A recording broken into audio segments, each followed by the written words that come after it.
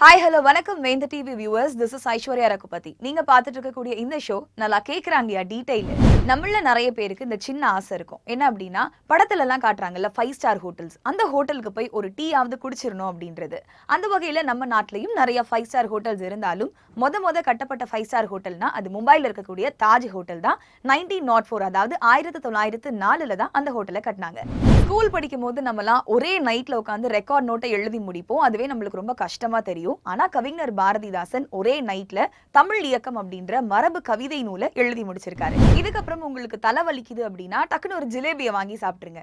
S, migraines அப்படின்ற ஒரு வகை தலைவலிக்கு ஜிலேபியை பால்ல நனைச்சு சாப்பிடுறது ஷார்ட் டேர்ம் ரெமெடின்னு சயின்டிபிக்கலா நிரூபிச்சிருக்காங்க. நம்ம ஊர்ல 2 நாள் மழைக்கே தாங்குறது இல்ல. ஆனா யூரோப் கான்டினென்ட்ல இருக்க டென்மார்க் கண்ட்ரில வருஷத்துக்கு 170 நாள் மழை பெய்யுமா. அவங்களாம் நம்மள மாதிரி ஏரியில வீடு கட்ட மாட்டாங்களோ? மனுஷங்களை பொறுத்த வரைக்கும் நாமெல்லாம் ஒரு குறிப்பிட்ட வயசு வரைக்கும் தான் வளருவோம். ஆனா கங்காரு பாத்தீங்கன்னா உயிர் வாழ்ற வரைக்கும் வளர்ந்துட்டே இருக்குமா. தமிழ்நாட்டுல புயலால பாதிக்கப்படக்கூடிய டிஸ்ட்ரிக்ட்னா நம்ம டெல்டா மாவட்டங்களை சொல்லலாம். அந்த வகையில உலகத்திலேயே அதிகமா சூறாவளியால பாதிக்கப்படக்கூடிய நாடு எதுன்னு பாத்தீங்கன்னா அமெரிக்கா. வெட்டுக்கிளி அப்படின்னாலே அது பச்சை கலர்ல இருக்கும், காலெல்லாம் நீட்டமா இருக்கும், கண்ணு முட்டை மாதிரி இருக்கும் அப்படின்றது நம்மள நிறைய பேருக்கு தெரிஞ்சிருக்கும். நமக்கு தெரியாத இன்னொரு விஷயமும் இருக்கு. என்ன அப்படின்னு பாத்தீங்கன்னா, வெட்டுக்கிளியோட வயிற்று பகுதியில தான் அதுக்கு காது இருக்குமா. இந்த மழை காலத்துல நம்மளுக்கு அதிகமா பயன்படக்கூடிய ஒரு பொருளா குடை இருக்கு. அந்த வகையில அந்த குடையை கண்டுபிடிச்சது எந்த நாடுன்னு உங்களுக்கு தெரியுமா? சைனா.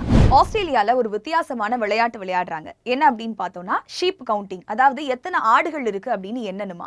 2002ல இருந்து ஆஸ்திரேலியால இருக்கக்கூடிய நியூ சவுத் வேல்ஸ்ல இந்த ஷீப் கவுண்டிங்கான சாம்பியன்ஷிப்பே நடந்துட்டு இருக்கு. டைரக்டர் மணிரத்னம் நாயகன் படத்துக்காக தாராவி மாதிரி செட் போட்டிருப்பாரு. அந்த செட்டை டிசைன் பண்ணது தோட்டாதரணி. சென்னையில இருக்கக்கூடிய வீனஸ் ஸ்டுடியோஸ்ல தான் அந்த செட்டை போட்டிருந்தாங்க.